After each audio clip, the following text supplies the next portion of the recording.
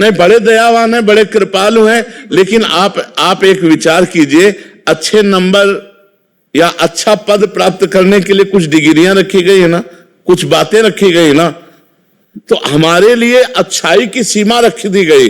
अब हम अच्छाई तक तो चल नहीं रहे और बुराई की तरफ चल रहे, दोनों में स्वतंत्र रखा गया है। अब उसने क्यों स्वतंत्र किया, यह प्रश्न हम नहीं कर सकते।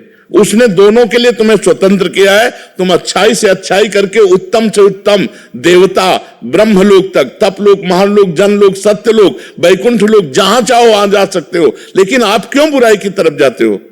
छूट उसने दोनों की दी है। आप बुरे से बुरा कर सकते हो, नहीं रोकेगा। आप अच्छे से अच्छा कर सकते हो, वो नहीं रोकेगा। दोनों के लिए आपको छूट दे दी गई है। अब ये कह दो कि वो दयालु है तो बुराई बनाई ही क्यों, ऐसा नहीं हो सकता। जब ज्यादा बुराई करोगे तो तुम्हारा विनाश कर देगा, यह सीमा है। तिनकर काल रूप में भ्राता, वो कुसुमादप कोमलानी और वज्रादप कठोरानी, वो कुसुम से भी कोमल है और वज्र से भी कठोर है। तो भगवान केवल दयावान ही नहीं है, भगवान काल रूप भी है, सर्व विनाशकारी भी है।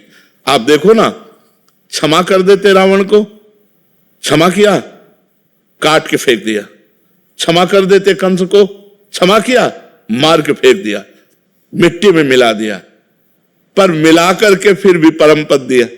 इसीलिए उनको परम दयालु कहते हैं कि काट करके भी परम पद दिया। उनका कृपा का जो स्वरूप है वो दो रूप में है, एक वज्रादप कठोराणी, वज्र से भी कठोर।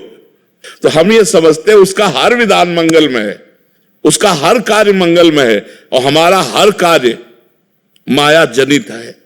हमको होश में चलना है, नहीं हम वो विधाता। जैसे देखो, आप अच्छे कर्म करते हैं, जब हमारे बच्चे खेल में, तो प्रधानमंत्री उनसे बात करते हैं, प्रधानमंत्री लेकिन वही जब गलत काम करता है तो न्यायाधीश उसे फांसी दे देता है।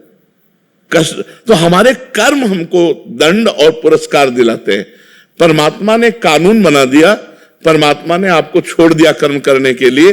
अब आप जो जैसा कर्म करेंगे वैसा आपको फल मिलेगा। अवश्य में भोक्तव्यम कृतम कर्म शुभाशुभम। अब वो इतना महान है कि अगर वो कि ये तुम कर्म नहीं कर सकते, वो रोकेगा तब जब आप उसकी शरणागत हो जाओगे, तब आपको रोक देगा। और जब उसके शरणागत नहीं होगे अहम में, तो दोनों की छूट है। आप चाहे जितना पाप कर लो, आप चाहे जितना पुण्य कर लो, हिसाब आपको भरना पड़ेगा।